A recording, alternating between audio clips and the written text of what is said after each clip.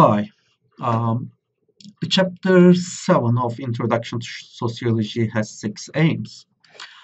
These are explaining how sociology deals with the religion as a social fact, comparing the arguments of functionalist and social conflict theory on religion, explaining phenomenological understanding of religion, explaining the relationship between the spirit of Calvinism and emergence of capitalism according to Max Weber, comparing the thesis of Durkheim, Emile Durkheim, and Max Weber on construction as sociology of religion, explaining the primary ideas, rational choice theory on religion, and lastly, comparing the arguments of secularization theory and its proponents.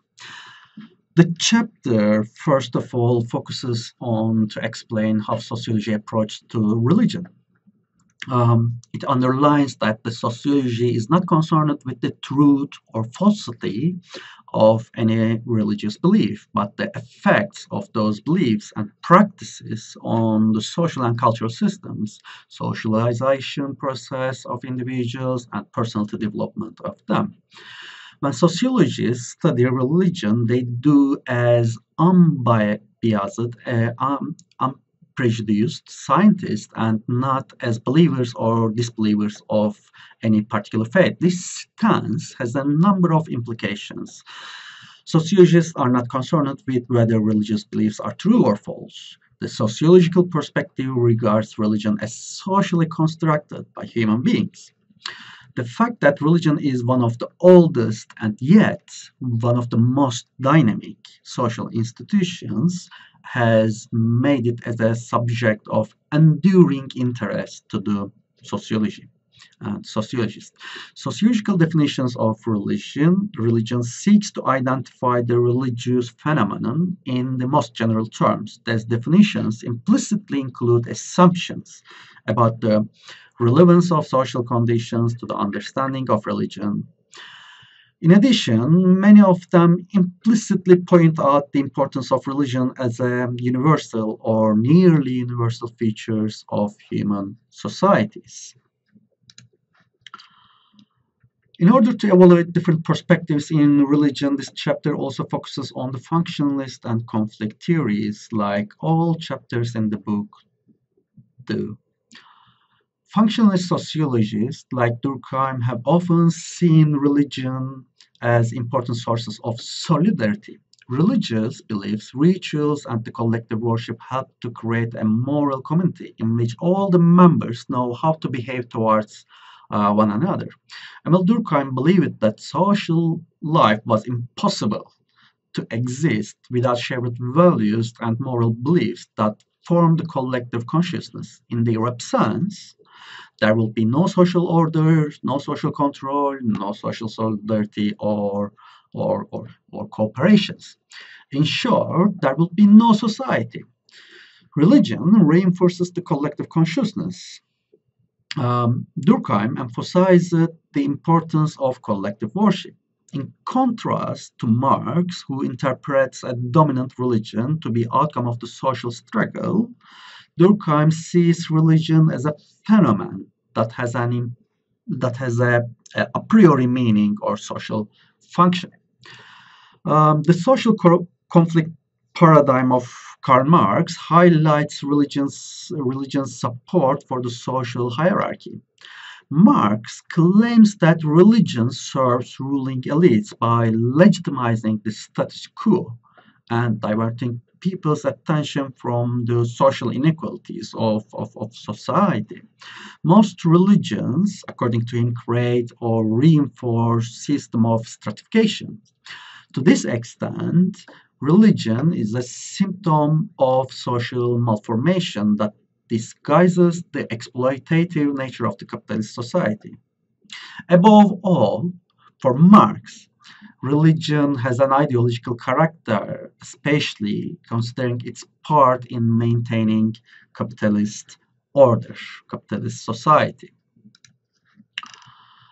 When we look at the phenomenological approach to religion, we see two important figures as Peter Berger and Thomas Luckmann.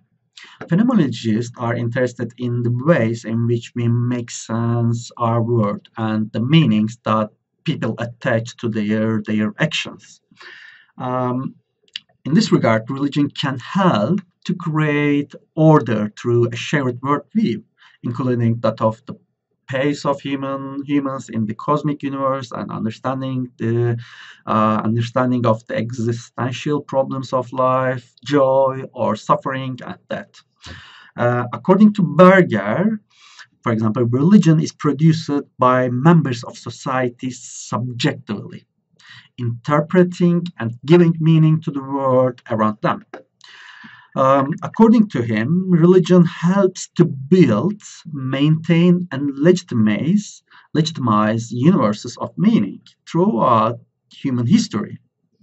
According to Berger, religion has played a decisive part in the construction and maintenance of the universes. Members of society must be told and retold that their universe of meaning is real, true, correct, and legitimate. Without this support, a universe of meaning would tend to crumble. Life will become meaningless, and stability of society will be threatened. For Luckmann, it is not religious practices, on the other hand, that have primary sociological significance, but rather it is the symbolic universes. Religion, particularly Calvinism, has an important issue of discussion in the history of sociology of religion. This chapter, the chapter 7, also focuses on Weber's important work named The Protestant Ethic and the Spirit of Calvinism. Using the Protestant ethic as a point of departure, Weber was able to establish an ideal typical law, namely the Protestantism. Protestantism favored the development of specific phenomenon known as capitalism. It is particular modes of production. The main point analyzed by Weber was the influence of certain religious ideas on the development of an economic spirit, or the ethos of an economic system. Unlike Marx, Weber rejected the view that religion is always shaped by economic factors. According to him, in some circumstances, religion can lead to social change, although shared religious beliefs might integrate a social group. Some beliefs may have reflections which in the long term can produce changes in society. Again, according to him, Max Weber, religion responds to basic human need to understand the purpose of life. In doing so, religion must give meaning to the social world within which life occurs. Using these ideas, he built a theory that Calvinism fostered the Protestant ethic of hard work, asceticism, and that Protestantism was an important influence on the development of capitalism. The chapter 7 also compared various theses of Durkheim and Weber on constructing a sociology of religion. Durkheim saw religion as a source of social stability. On the other hand, Weber believed religion was a precipitator of social change.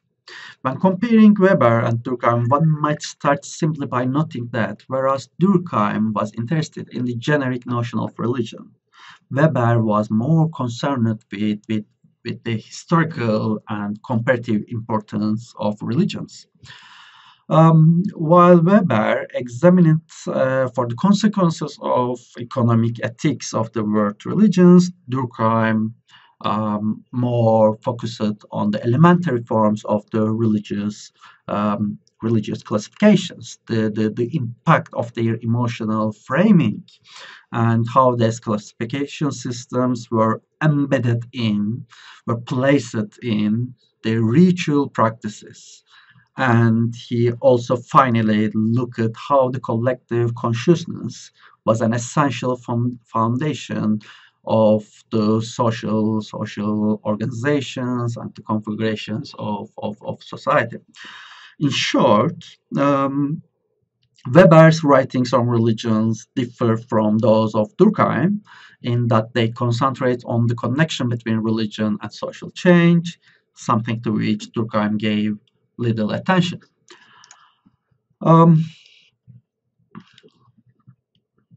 This chapter also discusses main ideas of the rational choice theory on religion as well. The rational choice theory, it's a bit complicated theory. It suggests that religion answers universal questions and it offers compensators that meet the universal needs.